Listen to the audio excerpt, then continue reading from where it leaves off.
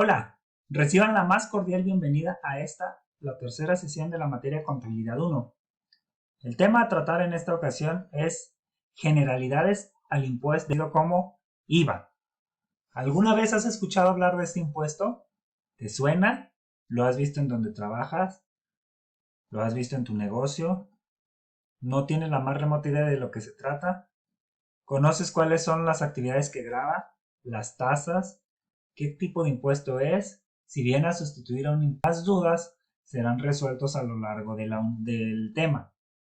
Y como complemento y mayor referencia, puedes consultar el capítulo 10 del libro Principios de Contabilidad de Álvaro Javier Romero López.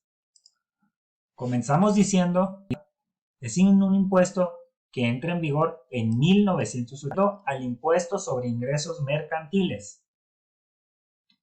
Afecta de manera directa a las operaciones de compra-venta y grava aquellas acciones referentes a la enajenación, compra-venta pura, la prestación de servicios, el uso o goce temporal, conocido como renta, y la importación de bienes y servicios. Es un impuesto que se calcula por mes calendario. Está regido por la Ley del Impuesto al Valor Agregado y complementado con el reglamento de la Ley del Estado, así como el Código Fiscal de la Federación a modo de supletoriedad.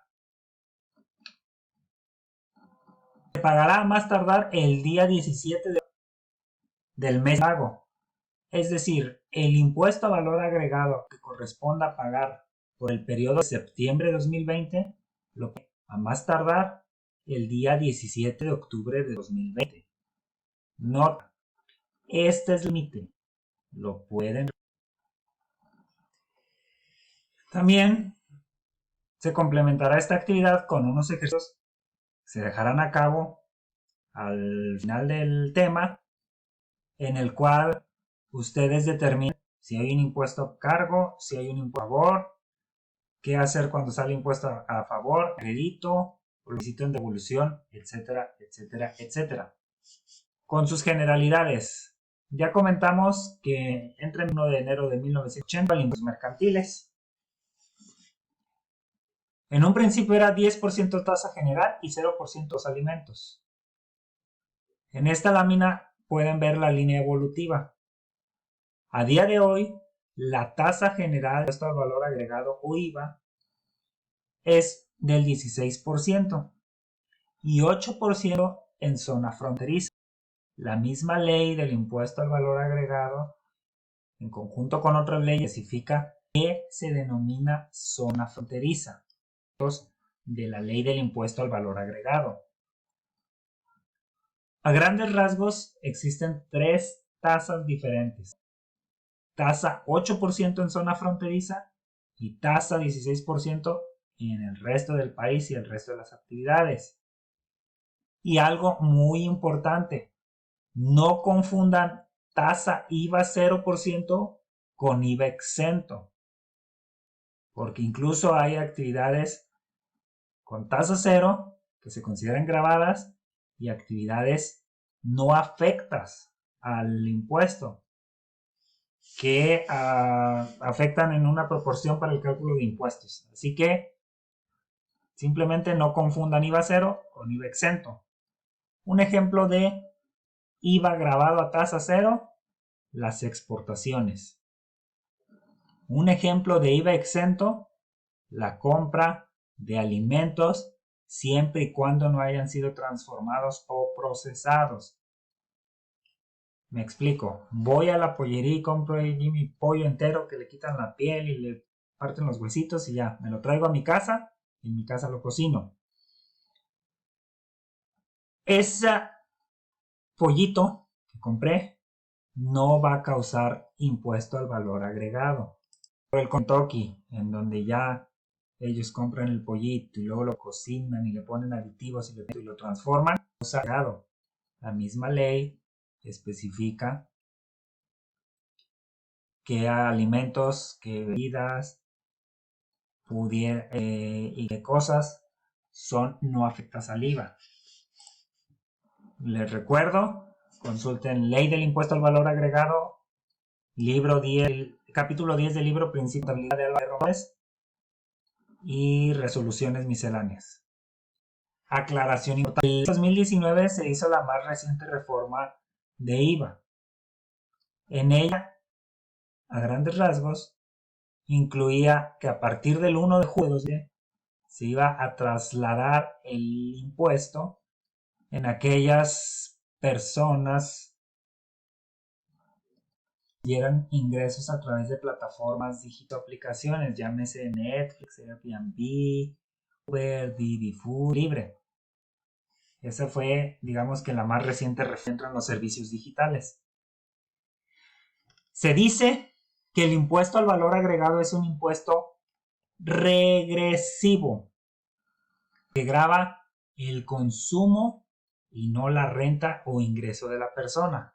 Es decir, independientemente del nivel de ingreso que tengas, van a ir a comprar la misma cosa, el impuesto es el mismo para las dos, diferente a los impuestos progresivos, como por ejemplo el impuesto sobre la renta, en el cual se especifica una persona, hablando a grandes rasgos, de $1 millón, paga un porcentaje de sus pesos. Entonces, una característica del IVA es que es un impuesto regresivo, grava el nivel. Quiere decir que tiene mayor peso o recae más en menores ingresos. Se traslada al usuario final. Es decir, es una manera del gobierno dar dinero, de recaudar este impuesto ante los sujetos, ante los usuarios. Y me explico. Yo soy una persona física con registro en ley, todo en orden, que se dedica a la compra y venta de materiales para construcción. Consigo con mi proveedor y le compro un saco de cemento. Mi proveedor lo vende en $1,000. Ese es el subtotal. Cuando me expide la factura, veremos que dice subtotal $1,000, IVA $160, el 16%, total $1,160. Porque yo ese cemento a las personas que quieran comprar y le agrego un precio de venta, el que yo, de acuerdo a mis controles y márgenes de utilidad que desee. Para estos de este caso práctico, lo vendo en $2,000. $2,000 más multiplicado a su vez el IVA, ¿cuánto va a ser? El 16%, $320. $20 es el 16% de 2,000. Y tengo un total de $2,320. La factura al comprador final por 2,320 dividido en un subtotal de 2,000, un IVA de 320. En esa cae el pago del IVA realmente. ¿Por qué? Porque yo pago el IVA que me estoy cobrando a mi proveedor, le cobro a mi cliente. Pagué 160, cobré 300. Fíjate, si yo pagué 160 y recibí 320, quiere decir que al entregar 160 pesos, la diferencia entre el IVA que yo cobré y el IVA que yo pagué.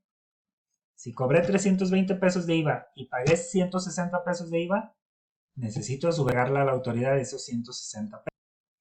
Y quien no tiene ni cómo defenderse es el usuario final, el contribuyente final. Esa persona le cobraron los 320, pero no tiene ni cómo acreditarlo. Hablo de todas aquellas personas con de solo salario no tengan un negocio, el contribuyente final, el de a pie. Diversos mecanismos para determinar la cantidad resultante de IVA, ya sea a cargo, es decir, a pagar o a favor. Y pudiera derivar esto en un pago y el saldo a favor se puede definir de dos grandes maneras. El acreditamiento existe, por ejemplo, en el mes de septiembre pagué más IVA del que cobré. Pagué $1,000 de IVA y cobré 500. Tengo un saldo de 500 pesos. Y le digo a la autoridad, ¿sabes qué? No me lo devuelvo. Pero cuando a mí me salga a pagar en el mes de octubre, si a mí me sale a pagar 800, me acredito que tenía a favor del mes anterior, ya solamente te pago 300. Es una forma. La otra forma es solicitarlo en devolución. Es un mayor trámite burocrático y probablemente te caigan auditorías. A grandes rasgos de esto trata el impuesto al valor agregado. También les recomiendo con la guía de estudios que salió. Como parte final, para complementar el conocimiento de lo aplicado, resuelvan la actividad de los ejercicios de la página 360 de contabilidad del libro Principios de Contabilidad. Esto es todo. Les comparto la del día, obra de Jeff Bezos. Trabaja duro, diviértete, historia. Les hago atención y recuerden que estamos en el Zoom para la sesión, aclarar dudas, aclarar preguntas, recibir sugerencias, ver avances de su caso práctico y cualquier otro que tuvieran respecto al tratamiento del IVA. La próxima sesión tratará sobre el impuesto sobre la que es el otro gran impuesto o el gran impuesto. Hasta luego.